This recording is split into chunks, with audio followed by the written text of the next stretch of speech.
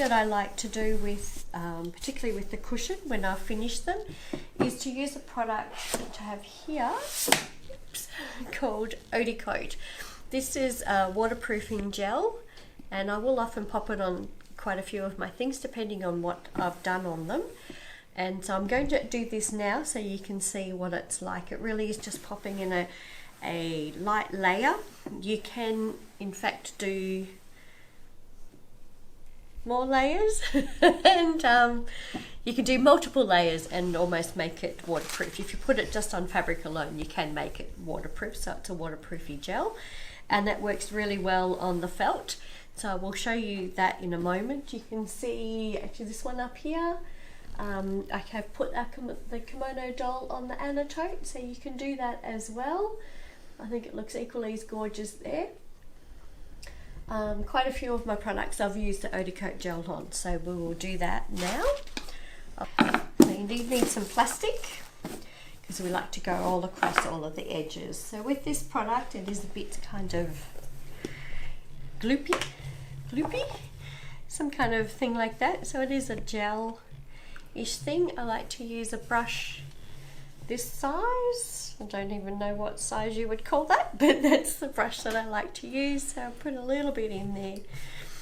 And we need to work fairly quickly, and we don't actually want to have it too, we don't want too much to sink into the felt because we don't want to make it too stiff. So when I've got an area like this, I will start on the actual fabric because that's not going to have it soak in, whereas the felt will. So I'll start there, and you can hopefully see that it's adding a bit of a shine on there. So this is just my starting point. And then I'll just load up, so not masses of it, and just working fairly quickly just across the whole thing. So one of these containers of Odi Coat lasts for ages actually. It takes up, get quite a few things out of it, and it is good for using just on fabric as well if you want to make something waterproof. And you can see, hopefully, I'll hold it up when I've finished, that there will be a bit of a shine on the fabric.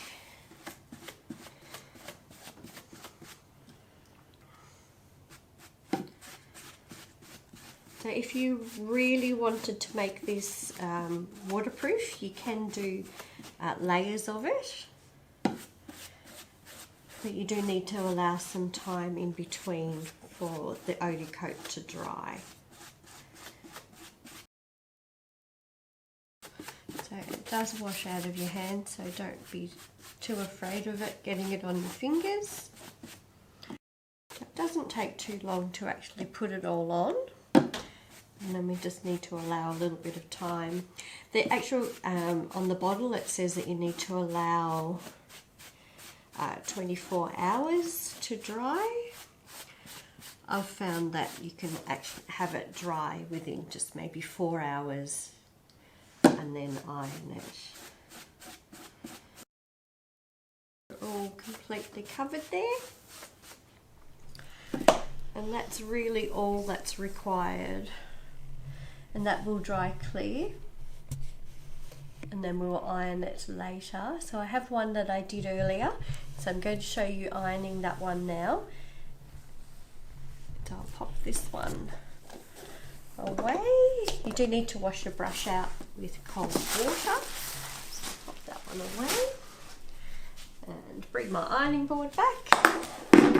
And so this one I did Odi Coat a few days ago, and again we just need the baking paper, pop that over the top and iron it, and that just sets it.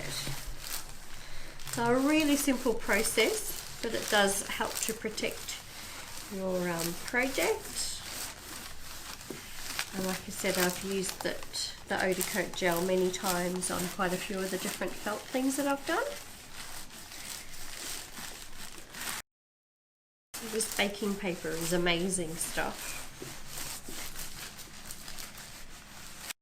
And that really is all the process that's required. And again, an iron, a dry iron. You don't ever want any steam in this process.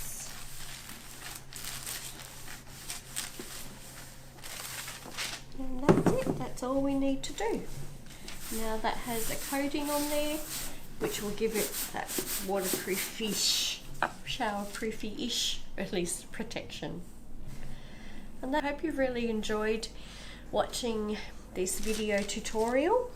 And don't forget, I would love to see what you create. So please either email and send them through to us at asterandan.com.au on the website, or tag us in social media.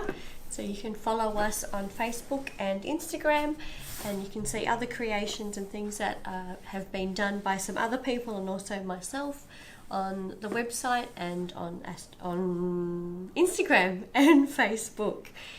So thanks for joining me, and look forward to hearing from you soon.